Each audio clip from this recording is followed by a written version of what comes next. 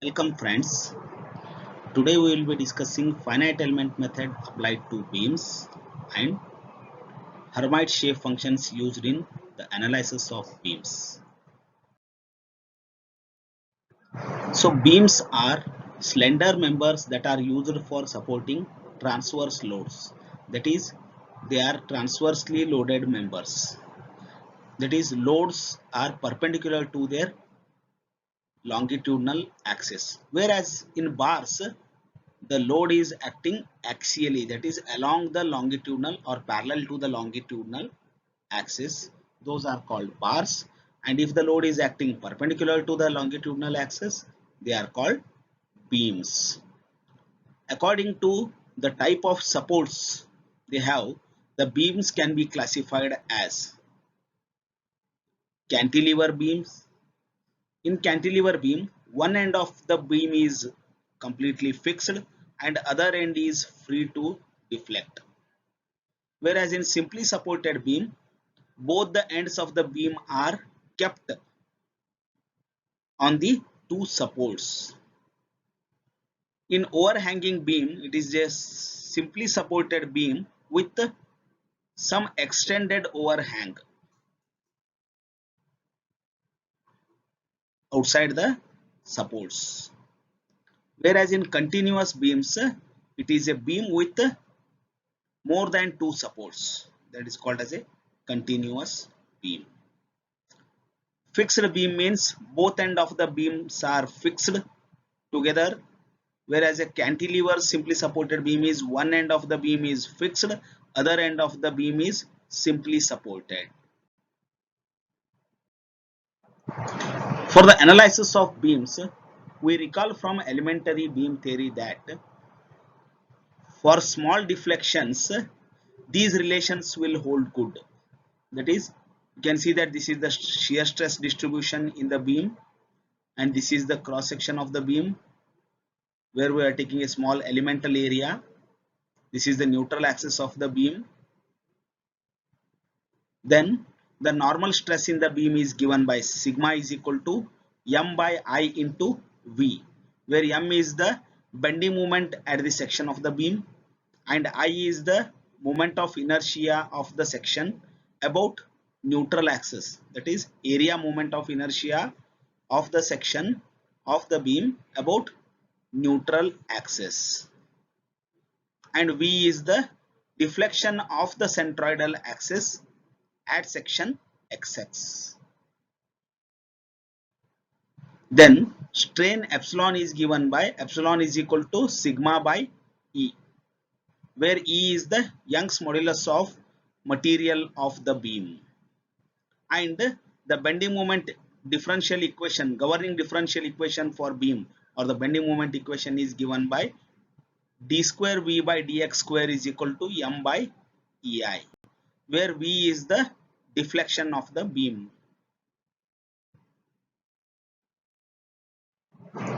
The potential energy expression for a beam is given by, we know that potential energy pi is the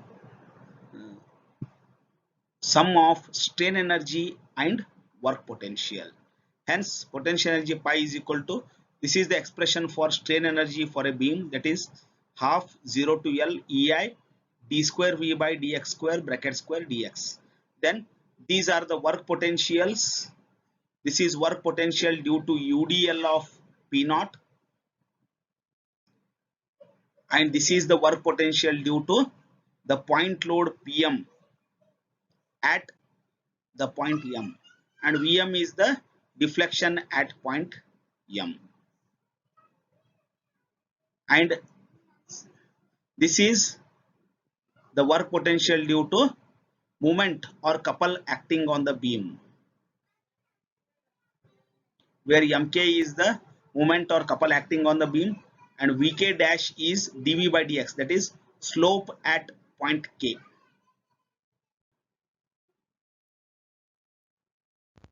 Finite element formulation of the beam. So here let us consider a beam which is divided into four elements, four beam elements, 1, 2, 3 and 4, and 5 nodes are there, 1, 2, 3, 4 and 5.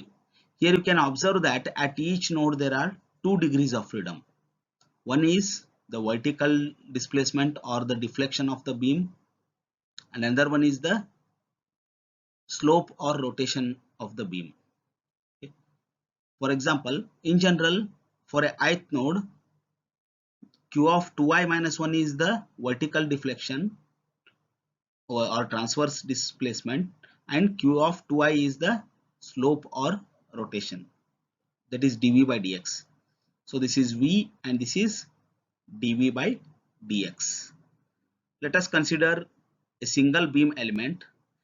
In local coordinate system, the local node numbers are, this is node number 1 and this is node number 2, and the local displacements are q1 is the vertical or transverse displacement v, and q2 is the slope or rotation, that is dv by dx.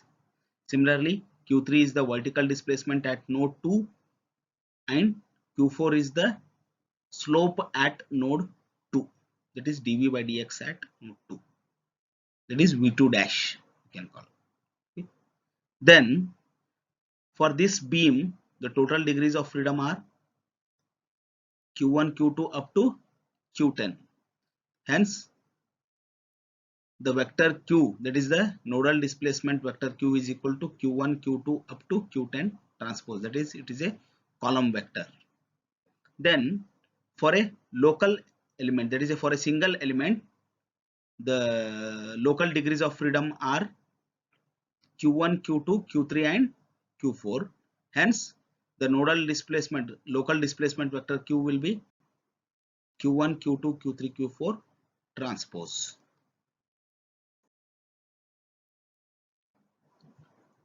Hence for a beam element at each node there are 2 degrees of freedom. One is the vertical displacement v and another one is the slope dv by dx.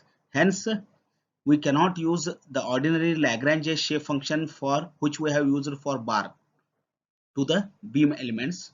Hence for beam elements we will be using Hermite special shape functions called Hermite shape functions, which satisfy both nodal values and slope continuity requirements.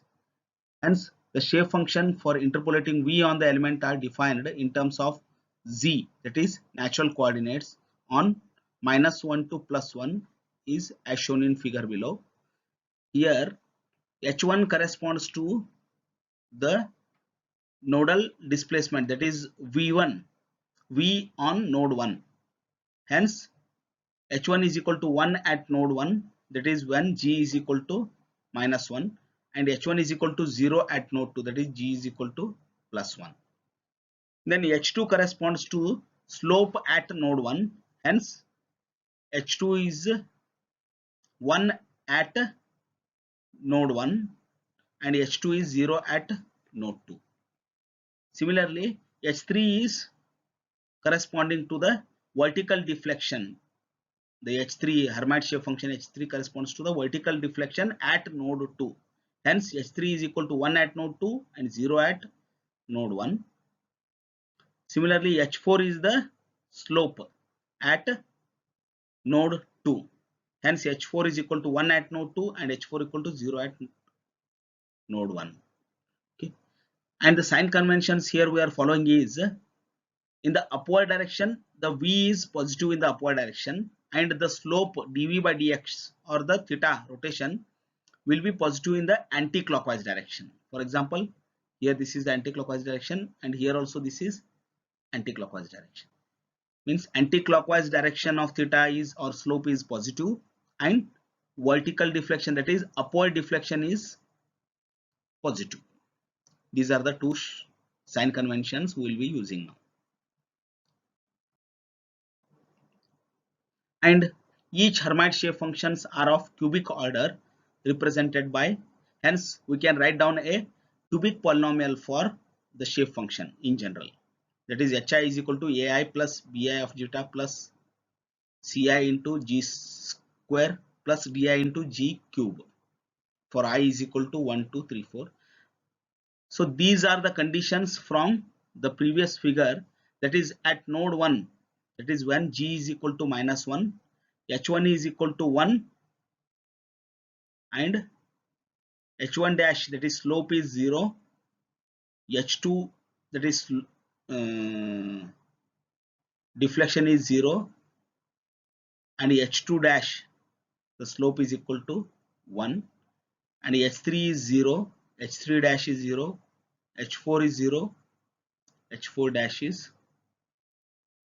0. Similarly, at node 2, that is when g is equal to plus 1, h3 is 1 and h4 dash is 1.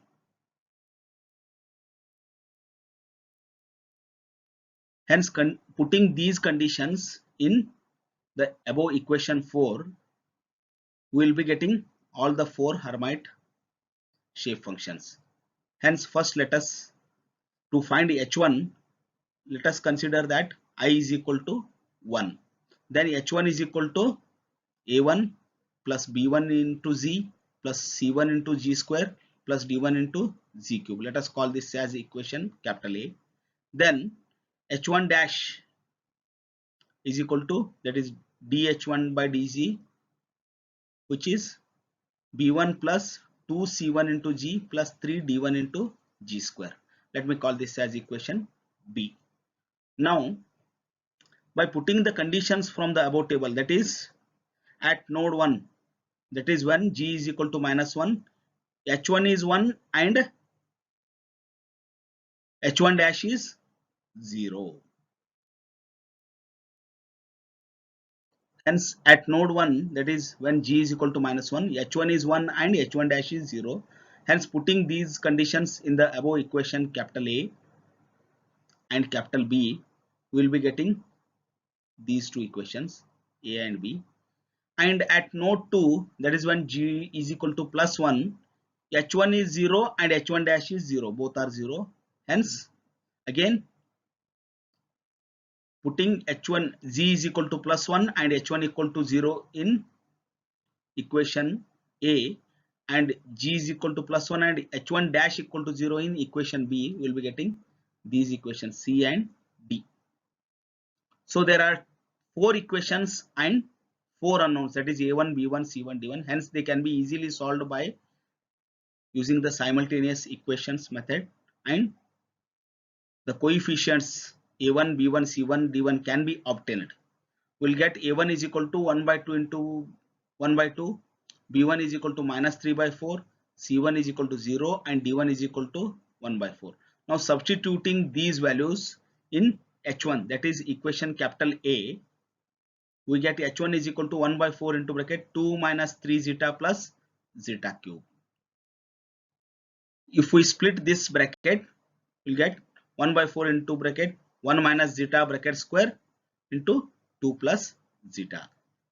This is the shape function h1 at node 1. Similarly, by putting the condition for h2, h3 and h4, h3 and h4 can also be obtained like this. Now, in order to remember these equations, we can follow one simple scheme, that is, as h1 and h3 both are vertical shape functions corresponding to vertical deflection, h1 is for at node 1 and h3 at node 2, hence both will be identical, but only thing is their signs are different. See here, for h1 it is 1 by 4 1 minus zeta bracket square 2 plus zeta, whereas for h3 it is 1 by 4 1 plus zeta bracket square into 2 minus zeta. Similarly, h2 and h4 are the shape functions corresponding to slopes at node 1 and node 2, hence h2 and h4 are little similar, hence, but only thing is sign will be different again, that is h2 equal to 1 by 4 into bracket 1 minus zeta bracket square into zeta plus 1, and h4 will be 1 by 4 into bracket 1 plus zeta bracket square into zeta minus 1. See here it is minus, plus, it is plus, it is minus. Similarly, h1 and h3, that is here it is minus, it is plus, plus, it is minus. Like this you can easily remember these expression for all the 4 shape functions. Thank you for patient hearing.